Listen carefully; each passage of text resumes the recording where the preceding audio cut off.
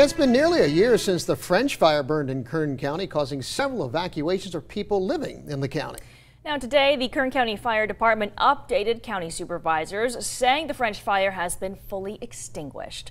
But more importantly, the county announced the process of helping Kern residents receive state funds to remove fire debris from their property has been completed.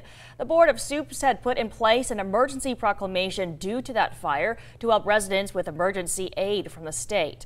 Today, the county approved the Kern County Fire Department's request to terminate that proclamation. The fire burned for more than 2 months, destroying nearly 30,000 acres. It was determined the fire was human-caused, though no one has been charged in the incident. Of course, as hot as it's been, we're always concerned about the prospect for fires, although the temperatures have been dialed back a bit for the start of the work week. Here's Brandon Michaels with the details. Hey, Brandon.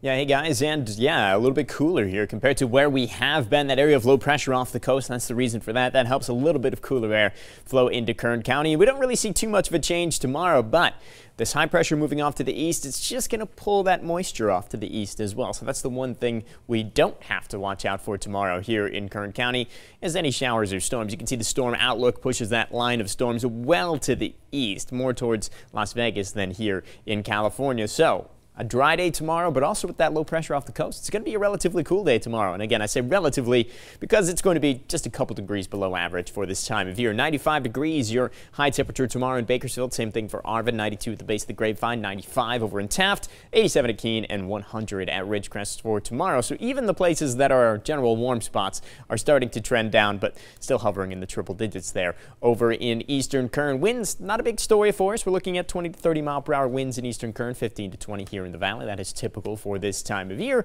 Air quality in the unhealthy for sensitive groups range, but we've been saying for quite some time, probably looking at more moderate range here as we have not really seen too bad of air quality so far this year. We'll take a closer look at tomorrow's forecast before we get into the Super 7-day, 85 by lunchtime, 94 by 4. We'll peak at 95 tomorrow, which will be the coolest day we've had in quite some time here in Kern County. 97 on Thursday.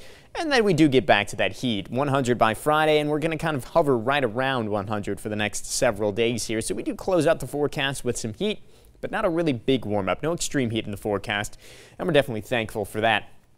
Looking at our mountain communities here, Lake Isabella staying below 100 for the entirety of the forecast. Same thing with Tehachapi and Fraser Park. You guys are going to be staying below 90, so it's not a big warm-up in our mountain communities. Still watching for some pushes of moisture later in the week, but we really don't have any single day that looks like a great rain chance, including a 10% chance on Friday and again early next week. So we'll watch the radar, but we're not tracking a really big warm-up or a really big push of moisture. Brandon, thank you very much. A Kentucky family is grieving the loss of their 18-year-old son. Aaron Crawford got sick and passed away after spending 3 days helping flood victims. Michael Burke spoke with Aaron's sister, who says the family hopes his organs can be transplanted to others, as she says Aaron had a heart of gold. He was our baby, and he acted and was treated that way. A part of Rachel Crawford was lost 3 days ago. When we asked him why he wanted to help so much, he said, because that's what God would want me to do. He said, I have the strength to help people, and God gave me that strength, and I want to use it. Aaron Mick Crawford ran to help friends in need after the flooding in eastern Kentucky. He lived not far from the hardest areas and went to high school in Knott County where he played football. But 3 days into lending a hand, something just didn't feel right. He had been lifting weights and stuff for football, so we thought maybe he just pulled a muscle or something. And he said his arms felt weird. And then as he got worse and worse, he started saying, well, I can't breathe, my heart feels funny. CPR didn't help after he stopped breathing at home. Aaron was airlifted to UK Hospital where he was intubated. His heart remained in good condition, but his brain function was lost. They did so many tests trying to see if his brain had any function, and they said that he didn't have any. So the doctors pronounced him clinically and legally dead. The sheriff in this county calls him a hero. Today, after the hero's walk he received for donating organs, law enforcement gave him a procession back to Perry County. Aaron will be laid to rest soon, but parts of this gentle giant, as he's called, will live on.